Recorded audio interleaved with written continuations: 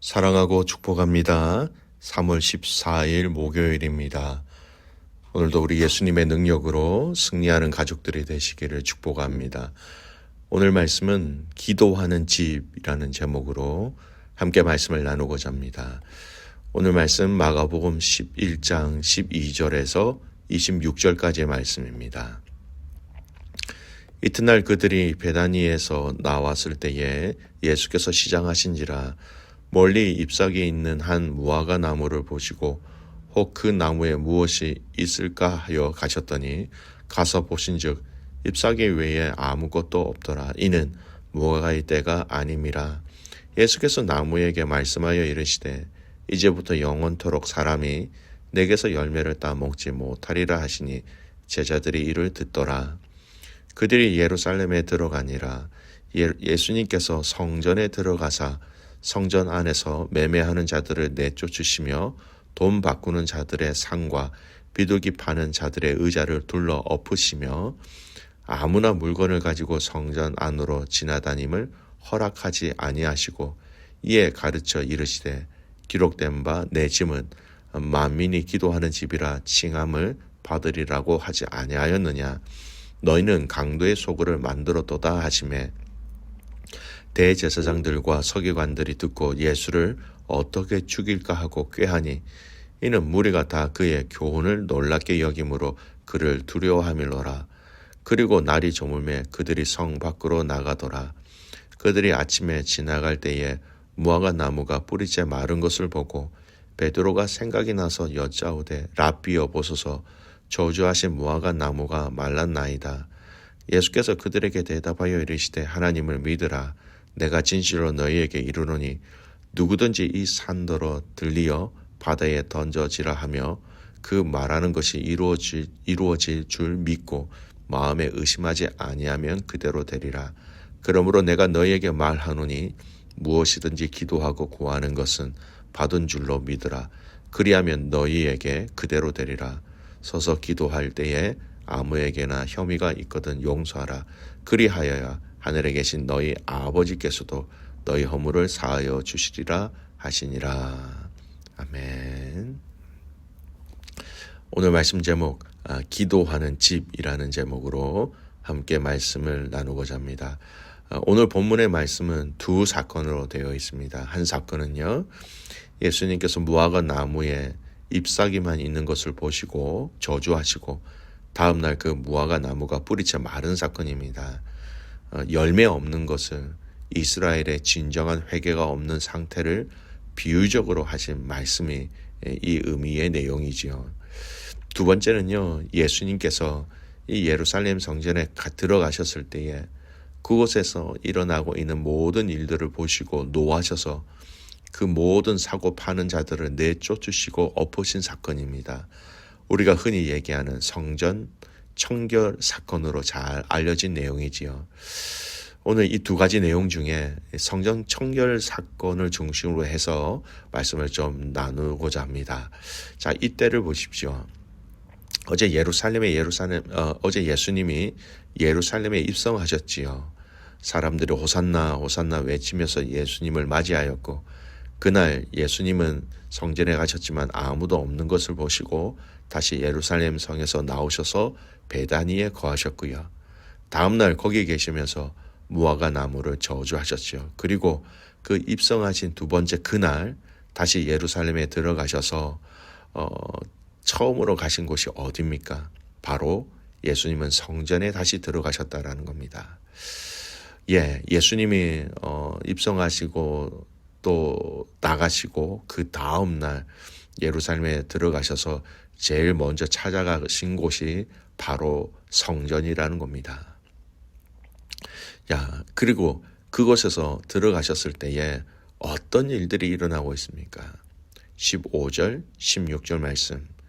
그들이 예루살렘에 들어가니라. 예수께서 성전에 들어가서 성전 안에서 매매하는 자들을 내쫓으시며 돈 바꾸는 자들의 상과 비둘기 파는 자들의 의자를 둘러 엎으시며 아무나 물건을 가지고 성전 안으로 지나다님을 허락하지 아니하시고 사람들이 성전에서 사고 파는 일들이 있었고 돈을 바꾸는 즉 환전하는 일들이 있었다라는 것입니다.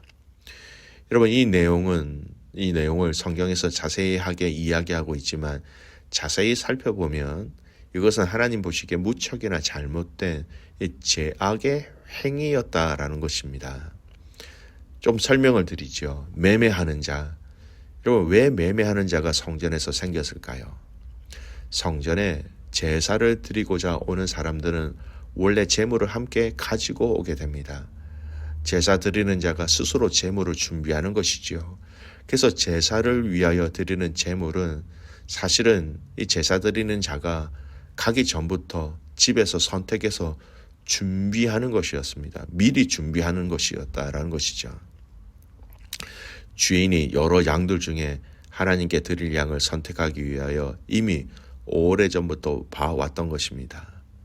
괜찮은 것, 상하지 않은 것, 털이 빠지지 않은 것, 상태가 괜찮은 것을 가져온다라는 것이죠.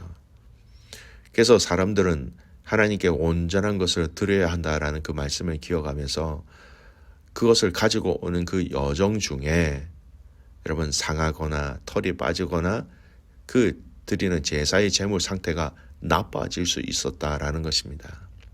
그래서 성전에서는 그런 더 좋은 괜찮은 양을 미리 준비하고 있다가 제사 드리는 사람이 와서 그것을 돈으로 사서 그것으로 제사를 드릴 수 있도록 하였다라는 것입니다. 여러분, 어떻게 보면 참으로 합리적인 생각일 수도 있습니다. 그죠? 그런데 여기에 사람은 죄악인지라 하나님이 기뻐하시지 않는 일들이 더해지게 되었다라는 겁니다. 어떤 부작용이 있었느냐? 제사를 드리기 위해서 가져온 모든 것보다 그들이 미리 준비하고 있는 제사 제물의 가격이 너무나도 비싸게 책정되었다라는 겁니다. 예를 들어서 호주 돈으로 100불이면 살 수 있는 것을 폭리를 취한다는 겁니다. 문헌에 보면 4배에서 7배를 더하였다라고 얘기하니까 여러분, 이거 100불짜리를 뭐 400불에서 700불에 산다라는 것이죠. 이건 완전히 하나의 비즈니스가 되는 것이었습니다. 그래서 이 성전에서는 물건을 사고 파는 것이 흥하게 되었던 것이죠. 두 번째, 돈 바꾸는 자들입니다. 이렇게 재물을 사고 파는 과정 속에 돈을 바꾸는 환전하는 것은 필수적인 것이었습니다. 왜냐하면 각 나라 각 지역에서 오는 사람들이 가지고 있는 돈을 그들이 경제적으로 이렇게 거래할 수 있는 돈으로 바꾸는 이 과정 속에 커미션이 더 들어가게 된다라는 것이죠. 한 가지 더, 성전에 올라온 사람들은 성전에 드리는 생명의 속전은 세겔이라는 단위의 이 동전으로 드려야 한다라는 겁니다. 그러나 각 나라와 지방에서 오는 사람들이 이 세겔을 미리 준비하지 못할 때가 대부분이죠.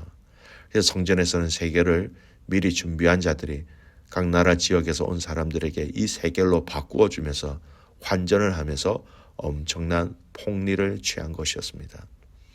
어떻게 보면 두 가지 다 명분이 있습니다.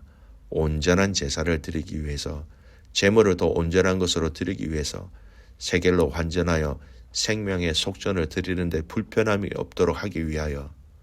명분은 말할 필요도 없이 그럴싸하게 보입니다. 그러나 이들은 하나님의 말씀에 온전히 순종하여 지킨다는 이 명분에 그들의 이익, 그들의 필요를 더 차리는, 실속을 채우는 그 일에 관심이 더 많아져 버린 것이었습니다. 그리고 이렇게 성전에서 매매하는 자들, 돈 바꾸는 사람들을, 이 자리를 어떻게 얻을 수 있을까요? 대제사장들과 그 당시 요즘 말로 하면 종교계에 있는 자들과 엄청난 커넥션과 커미션이 뒤로 행하여지고 있었다라는 것입니다.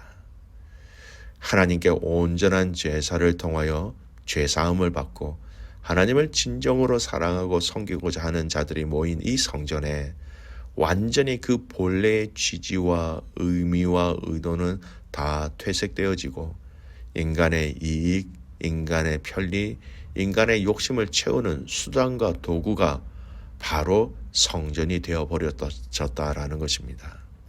그래서 주님은 이 성전에서 이 모든 것을 엎으시고 그들을 다 내어 쫓으신 것이었습니다. 예수님이 예루살렘에 오셔서 처음 공식적으로 방문하신 곳이 여러분 바로 이 성전입니다. 이는 우리에게 굉장히 중요한 메시지를 주고 계십니다. 가장 중요한 그 성전이 장사하는 집이 되었기 때문에 이를 예수님은 가장 먼저 책망하시고 깨닫게 하시기를 원하셨던 것입니다. 그리고 이것은 장사하는 집이 아니라 기도하는 집이라고 말씀하셨어요. 주님과의 깊은 교제, 제사와 기도와 마음을 드림으로 주님과 말할 수 없는 깊은 영적 교제를 위한 곳이 바로 성전의 역할이었다라는 겁니다. 사랑하는 믿음의 가족 여러분, 우리의 삶 속에 이러한 영역이 있는지 우리는 스스로 잘 살펴보아야 합니다. 가장 중요한 예배라는 이 본질이 우리의 형식과 우리의 형편과 우리의 유익을 위하여서 혹시 내 안에서, 내 마음에서, 내 생각에서 또 우리 믿음의 공동체의 구조에서 변형되거나 변질되지 않았는지 우리는 정말로 조심해서 잘 살펴보아야 합니다. 중요한 것은 우리의 시선으로 바라보는 게 아닙니다. 우리의 시선으로는 다른 것, 틀린 것, 변형된 것을 발견할 수 없습니다. 왜냐하면 우리의 시선은 이기적입니다. 우리의 시선은 우리의 옳은 것으로 가게 되는 것이죠. 그러나 우리가 옳다고 해서 다 옳은 것은 아닙니다. 주님의 시선으로 우리의 잘못된, 변형된, 퇴색된 또는 세상과 타협된 부분들이 있는지 없는지를 주님의 시선으로만 볼 수 있고 주님의 시선으로만 확인할 수 있다라는 것이지요. 17절 말씀 보십시오. 이에 가르쳐 이르시되 기록된 바 내 집은 만민이 기도하는 집이라 칭함을 받으리라고 하지 아니하였느냐. 너희는 강도의 소굴을 만들었도다 하시매. 여러분, 성전의 가장 근본적인 그 역할을 한다고 하였지만 퇴색되고 변형되어서 잘못된 기능으로 변형되어졌다라는 겁니다. 그래서 예수님은 성전은 만민이 기도하는 집이다라는 그 주님과의 깊은 만남과 교제와 그 은혜를 나누는 집이라고 말씀해 주셨지요. 사랑하는 귀한 믿음의 가족 여러분, 이 말씀을 우리 삶에 잘 적용해야 할 것 같습니다. 내 삶에 하나님을 하나님으로 인정하는 이 삶의 근본을 함께 지켜나가면서 내게 주신 이 삶의 영역들 안에서 형식과 과정과 그 길들을 저희는 같이 겸하여 살펴볼 수 있어야 하는 것이지요. 성전, 너무나도 중요한 곳이었습니다.